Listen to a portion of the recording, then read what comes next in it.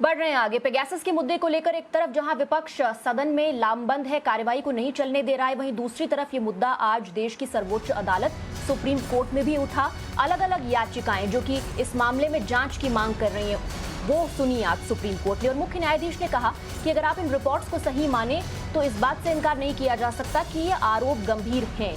फिलहाल अगली तारीख तय कर दी गई है। अभी केंद्र को नोटिस नहीं भेजा है, लेकिन याचिकाकर्ताओं से कहा गया है कि आप अपनी याचिका केंद्र के साथ साझा करें।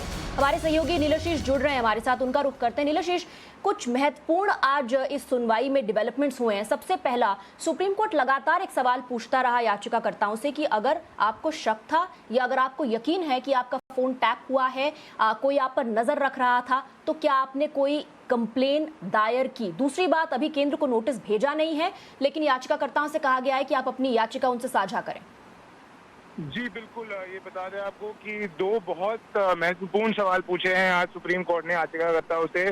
पहला, जैसा आपने कहा कि अगर आपको यकीन है कि आपके फोन की जासूसी हो रही है, किसी तरह से जासूसी चल रही है और आपने अपनी याचिका में भी ये डाला है कि कहीं ना कहीं जासूसी हो रही है, तो आपने कहीं एक फॉर्मल पुलिस कंप्लेंट क्यों नहीं डाली। दूसरी बात, मुख्य न्यायाधीश ने ये भी कहा कि अगर ये मामला 2019 में पहली बार आया था, तो आपने 2 साल क्यों इंतजार किया इस मामले को उठाने के लिए, इस मामले को सुप्रीम कोर्ट के सामने लाने के लिए।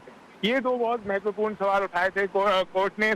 और उसके आगे कोर्ट ने ये भी कहा कि आप कई याचिकाएं ऐसी हैं जिनमें मीडिया रिपोर्ट के बेसिस पे ये याचिकाएं दायर की गई है। रिसर्च कहीं ना कहीं एकदम संपूर्ण नहीं लग रहा है इसमें, तो इस वजह से केंद्र सरकार को भी हम सुनना चाहेंगे। केंद्र सरकार के साथ इन याचिकाओं को शेयर करने की बात कही कोर्ट ने, और इस वजह से नोटिस नहीं दायर किया अभी तक कोर्ट ने, और 10 तारीख तक को दोबारा सुनेगी जब केंद्र सरकार के काउंसिल के वकील भी शामिल होंगे इस हियरिंग में। उसके बाद अगला दिया जाएगा।